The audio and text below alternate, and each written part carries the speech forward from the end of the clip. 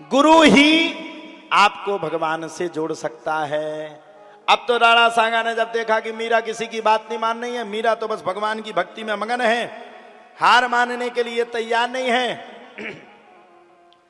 राणा सांगा ने जाकर के आदेश दे दिया पंडित जी को, जाओ पंडित जी, मीरा से कहना कि ये भगवान कृष्ण का चरणोदक है, मीरा से कहना कि ये भगवान श्री कृष्ण का प्रसाद है, कहते ना चरणामृत, और बोले इस चरणामृत में जाओ, इस पानी में विष को मिला दो और विष को मिला करके मीरा को पिला दो जिसमें कि मीरा मर जाए।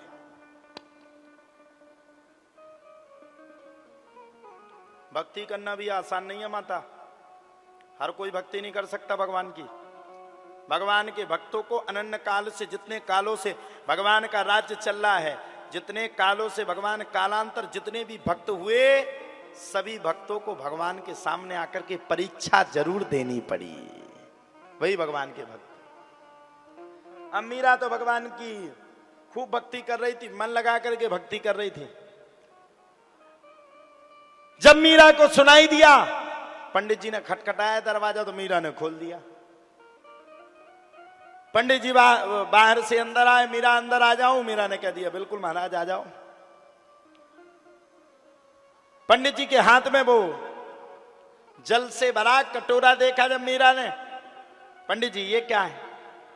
अरे मीरा, तेरे लिए गिरधारी लालजू के यहां से चरणामृत लाया हूं। अब वो तो भोली थी, अब को हमें समोसा खवावे, समोसा में मिला दे, अब हमें क्या पतो?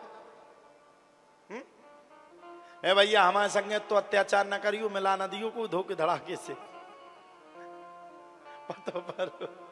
पतो पर लंदन तो इन्हें कर गो।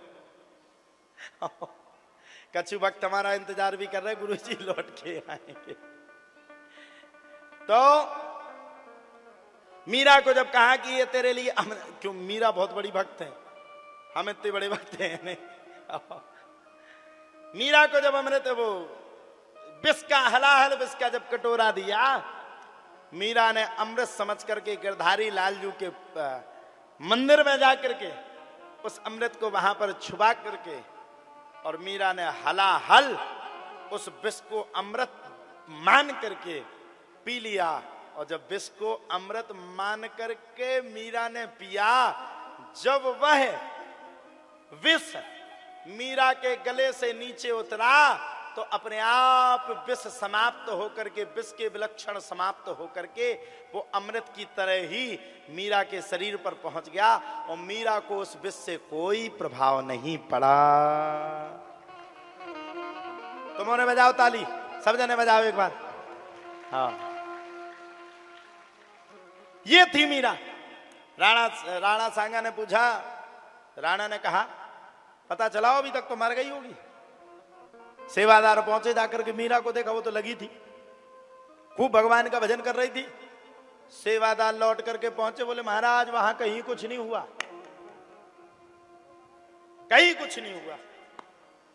जब राणा ने ये बात सुनी तो राणा का दिमाग खराब हो गया, कुछ भी नहीं हुआ, ऐसा हो ही नहीं सकता है, ऐसा जीवन में नहीं हो सकता है।